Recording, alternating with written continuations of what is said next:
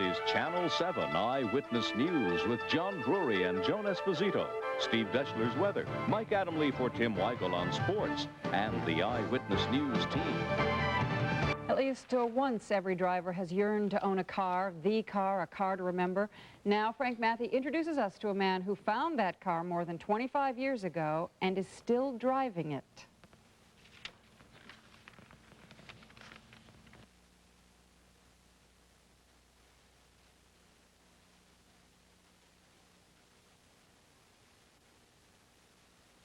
For Bob Boozer of Mount Morris, Illinois, every day is an old adventure.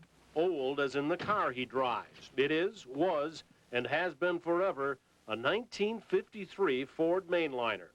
This aviation engineer leaves his small hometown 100 miles west of Chicago and heads for his job in Rockford.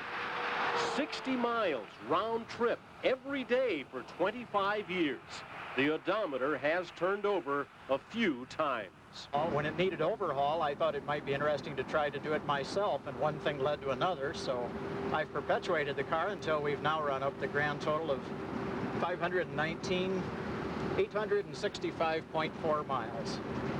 Now, I suppose you're wondering how he does it. After all, we buy a car, and 3 or 4 years later, we have to trade in a wreck.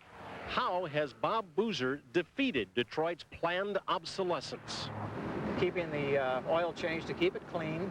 And the oil changes how often? About every 3,000 miles.